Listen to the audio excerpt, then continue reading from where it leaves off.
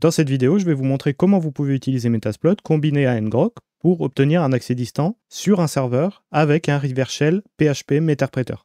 Avant de commencer, je vous rappelle que les tests de sécurité ne doivent pas être réalisés sur des systèmes sans autorisation préalable.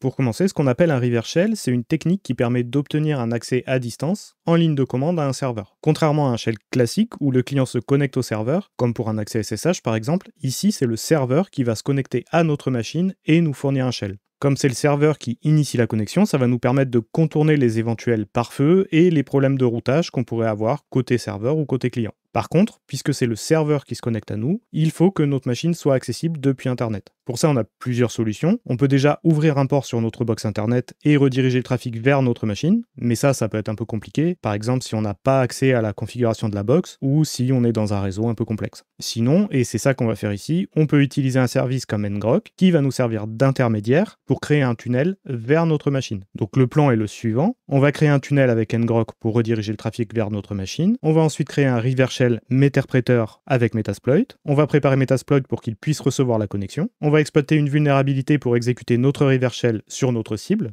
Et on va obtenir un accès à distance en ligne de commande au serveur. Alors aujourd'hui, notre cible va être une application web, donc on va attaquer un serveur web et on va essayer de prendre la main en ligne de commande sur ce serveur web, mais ce que je vais vous montrer ici avec Metasploit pourrait s'appliquer dans tout un tas d'autres conditions. On pourrait par exemple générer un reverse shell pour Windows en faisant exécuter le binaire qu'on aura généré sur la machine de notre cible. Alors Metasploit, c'est un framework de sécurité qui comporte énormément d'outils d'analyse et d'exploitation de vulnérabilités. Meterpreter, quant à lui, est un shell interactif qui va être utilisé via Metasploit et qui permet de contrôler un système compromis. Il est très puissant et permet de faire énormément de choses.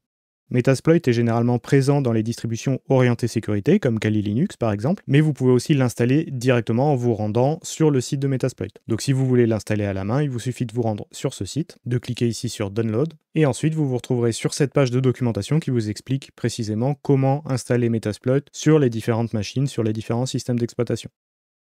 Donc je vais passer cette étape ici, je vais directement vous montrer comment utiliser Metasploit pour récupérer un reverse shell Meterpreter, mais si ça vous intéresse, on fera une vidéo plus complète sur Metasploit et son utilisation. Comme on l'a dit tout à l'heure, on va avoir besoin de faire en sorte que notre machine soit joignable depuis Internet, pour que le serveur puisse se connecter à notre machine. Donc pour ça, on va devoir exposer un port de notre machine sur Internet. Donc pour exposer ce port de notre machine sur Internet sans avoir à modifier la configuration de notre réseau, on va utiliser ngrok. C'est un outil très pratique qui va nous permettre de créer un tunnel vers notre machine. Pour l'installer, on va se rendre sur le site de ngrok et on va suivre les instructions. Tout d'abord, il va falloir créer un compte et se connecter. Une fois connecté, on va devoir télécharger l'outil. Donc pour ça, en fonction de votre plateforme, vous avez tout un tas d'options. Moi ici, je suis sur Linux, donc je vais simplement descendre ici. Moi, je vais simplement cliquer ici sur Download et je vais télécharger ici le binaire. Une fois le binaire téléchargé, je vais aller dans mon terminal, je vais me rendre là où l'archive a été téléchargée, je vais décompresser l'archive. Je me retrouve donc simplement avec un binaire et je peux l'utiliser dès maintenant. Moi, pour faire en sorte que ce binaire soit accessible partout sur ma machine, je vais simplement le placer dans le répertoire /usr/local/bin.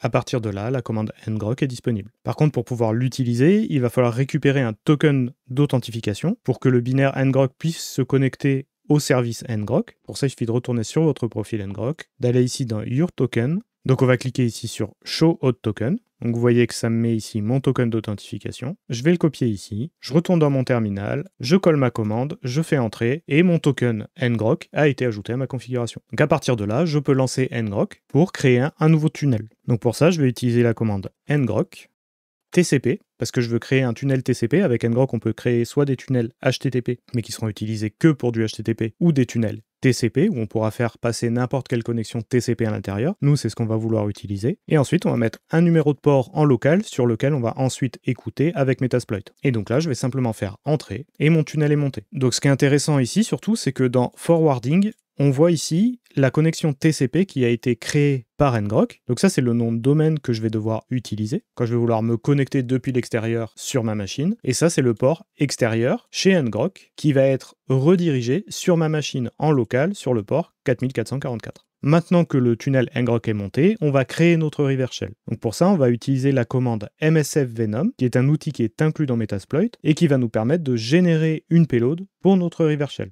Alors pour savoir quelle commande précisément utiliser, on va se rendre sur le site Actrix, qui a une page dédiée pour ça. Alors sur internet, vous allez trouver énormément de ressources qui vont vous donner plein de paramètres pour ces différentes commandes pour pouvoir générer plein de payloads différentes. Et nous, on va utiliser cette page-là que je vous mettrai également en lien dans la description. Donc nous, comme on l'a dit tout à l'heure, on va attaquer une application web qui est une application web PHP. Donc nous, on va exploiter une vulnérabilité qui se trouve ici, qui est une vulnérabilité d'upload qui permet ici d'uploader n'importe quel fichier, dont des fichiers PHP. Donc nous ici, ce qu'on va vouloir faire, c'est générer une payload reverse shell PHP.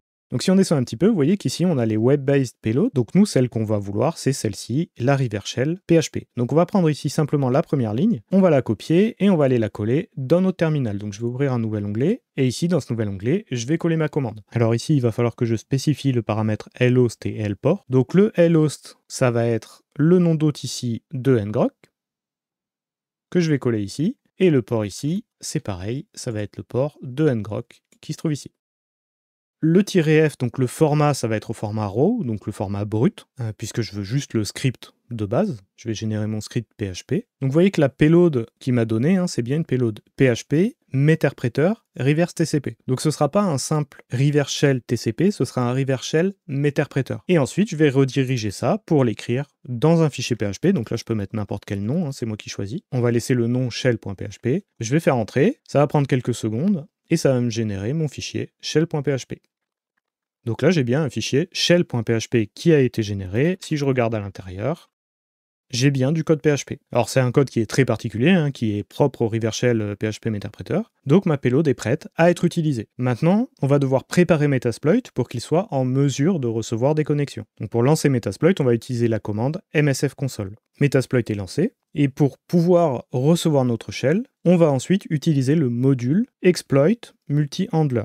Donc on va faire use pour utiliser un module, exploit /multi/handler. On va faire entrer, et là on se retrouve dans le module exploit multi-handler. Donc c'est ce module-là qui va nous permettre de recevoir des connexions. Donc quand vous êtes dans un module sur Metasploit, généralement, ces modules ont différentes options, différents paramètres qui peuvent être spécifiés. Pour voir ces différents paramètres, vous pouvez simplement taper options. Vous faites entrer et vous voyez par exemple, ici, on retrouve notre payload et cette payload prend certains paramètres. Donc la première chose que je vais faire, c'est définir quelle est la payload. Donc pour ça, je vais faire set. Donc la commande set sous Metasploit, ça permet de spécifier un paramètre. Donc là, je vais faire set payload et notre payload. Je vais faire entrer. Notre payload a été défini et maintenant, si je refais options, vous voyez que la payload ici a changé. On est bien sur mon PHP Meterpreter reverse TCP. Donc ensuite, il va falloir que je spécifie le lhost et le lport. Alors là, ça va être différent de ce qu'on a spécifié dans notre payload, parce que nous, là, on passe par ngrok, qui fait l'interface, et du coup, ngrok, on lui a dit qu'il devait se connecter en local à notre machine, et sur le port local 4444. Donc c'est ça qu'on va devoir spécifier. Donc le port par défaut sous Metasploit, c'est toujours 4444, donc là, on va le laisser par défaut. Et en lhost, simplement, je vais mettre 0000, pour qu'il écoute simplement sur toutes ces interfaces. Ensuite, on va configurer une dernière chose. Donc, sous Metasploit, il y a aussi des options avancées dans les différents modules. Donc là, vous pouvez taper Advanced, et là, vous voyez toutes les options avancées. Et il y en a une en particulier que je vais vouloir changer, c'est celle-ci, Exit on Session. Actuellement, le paramètre est à true. Ça signifie que dès que Metasploit va recevoir une connexion, il va arrêter d'être en écoute et ne va plus accepter d'autres connexions. Moi, je veux pouvoir recevoir et gérer plusieurs connexions, donc je vais le passer à false. Dans notre exemple, ce ne sera pas forcément très utile, mais de manière générale, ça peut être relativement gênant que notre service en écoute s'arrête à chaque fois qu'on reçoit une connexion. Donc je vais taper simplement set exit on session, false. Maintenant que tout est prêt, je vais lancer mon écoute avec la commande run pour lancer le module, mais je vais ajouter l'option -j pour job pour que mon module tourne en tâche de fond et que ça ne bloque pas Metasploit. Donc je vais appuyer sur entrée, mon module est lancé, et si je rappuie sur entrée, vous voyez que j'ai bien récupéré mon shell. Donc là, mon Metasploit n'est pas bloqué, je peux continuer de l'utiliser. Et si je rentre la commande jobs et que j'appuie sur entrée, je vois bien que mon module exploit multi-handler est bien en train de tourner avec la payload que j'ai spécifiée et est bien en train d'écouter sur le port 4444 sur ma machine. Maintenant, il ne me reste plus qu'à aller sur le site vulnérable et à uploader mon reverse shell. Comme je le disais tout à l'heure, je sais que sur ce site, c'est ce paramètre qui est vulnérable et je vais pouvoir directement uploader mon fichier malveillant. Donc je vais chercher mon fichier, j'upload le fichier, et la page s'est rechargée. Si on regarde bien ici, on voit que la page est toujours en train de charger. Donc ça, c'est parce que l'image est censée apparaître à cet endroit-là. Donc si je regarde ici dans Inspecter, je vois que j'ai ma balise image avec la page que j'ai uploadée. Donc l'application a renommé mon fichier, mais on est toujours en .php. Donc c'est bien mon script que le navigateur a essayé de charger, parce que là, je suis dans une balise IMG, dans le SRC, donc logiquement, le navigateur, pour pouvoir charger ce qu'il pensait être une image, a effectué une requête vers le serveur. Et le serveur, du coup, a exécuté mon script. Et normalement, si je retourne ici, on voit que j'ai bien une session ici qui a été ouverte. Alors les sessions qu'on a ici, la 1, la 2 et la 4, c'est visiblement des faux positifs. C'est parce que ngrok a dû recevoir des connexions sur ce port, peu importe. Nous, ce qui va nous intéresser, c'est cette session-là, parce que c'est bien celle que j'ai récupérée. Et si je tape ici session, je vois que j'ai bien actuellement une session de type Meterpreter sur un Linux en PHP et j'ai quelques informations complémentaires. Donc le serveur s'est bien connecté sur ma machine dans mon Metasploit. Donc maintenant, pour ouvrir cette session, je vais simplement taper session et le numéro de la session qu'on a ici à gauche, donc là qui est la session 3. Je vais faire entrer et j'ai le terminal Meterpreter qui s'ouvre et à partir de là, je suis bien connecté à mon Revershell Meterpreter sur le serveur. Donc là, je peux faire énormément de choses. Donc là, je peux récupérer quelques informations sur le serveur. Je peux lister les fichiers. Je peux me déplacer dans les fichiers. Donc là, je peux remonter. Je peux remonter encore. Donc vous voyez que là, je suis à la racine de mon application. Donc vous voyez que là, le Revershell Meterpreter me donne un espèce de pseudo-shell qui est super intéressant, super pratique, et qui possède énormément de commandes. Donc là, si je tape Help, on va avoir toutes les commandes du Meterpreter.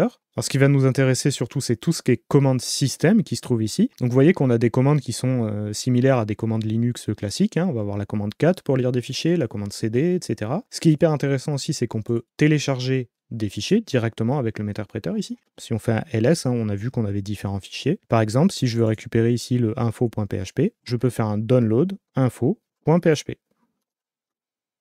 J'ai téléchargé mon fichier, il se trouve ici dans mon tmp info. Si j'ouvre un nouvel onglet et que je vais ici dans mon tmp, j'ai bien le fichier info.php sur ma machine. Alors dépendant du type de payload, en plus de tout ça, de toutes ces commandes-là que je pourrais vous laisser découvrir. Vous pouvez aussi manipuler un petit peu le réseau. Vous voyez ici qu'on peut aussi exécuter des commandes, on peut récupérer des variables d'environnement, on peut récupérer des informations système, on peut récupérer la liste des processus avec la commande ps.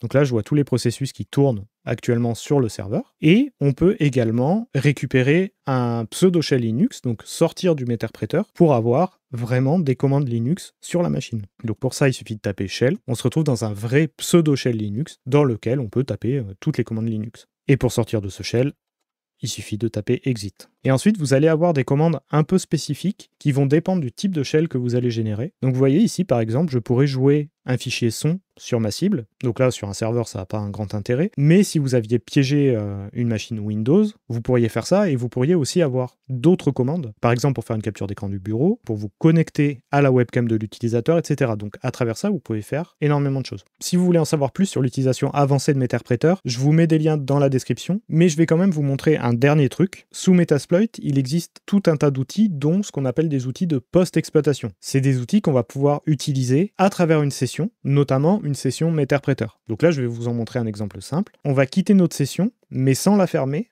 en utilisant la commande background. Donc là, j'ai remis ma session en attente, mais je peux m'y reconnecter quand je veux.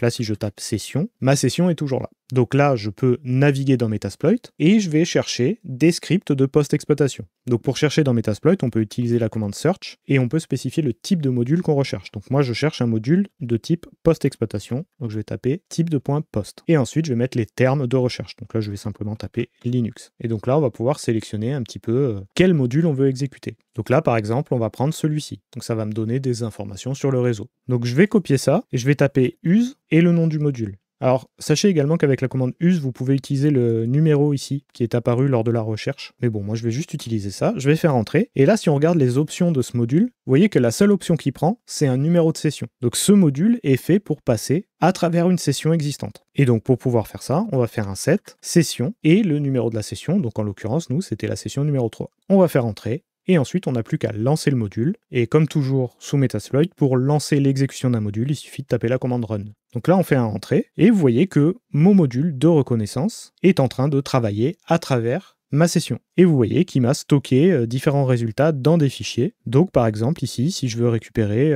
la configuration du fichier host, je peux aller lire ce fichier. Alors un truc aussi dans Metasploit qui est intéressant, c'est qu'on peut taper des commandes système sans sortir de Metasploit. Donc là par exemple, je peux faire un cat sur ce fichier et je vais pouvoir exécuter mon cat sans avoir à ouvrir un nouveau terminal. Donc là vous voyez les informations qu'a récupéré ce module. Et donc des modules comme ça, vous en avez plein, et vous en avez aussi qui permettent d'exploiter des vulnérabilités, s'il y en avait par exemple là sur mon serveur. Voilà, c'est tout pour aujourd'hui, j'espère que cette vidéo vous a plu. Si vous avez des questions, n'hésitez pas à les poser en commentaire. N'hésitez pas non plus à vous abonner à la chaîne pour ne pas rater les prochaines vidéos.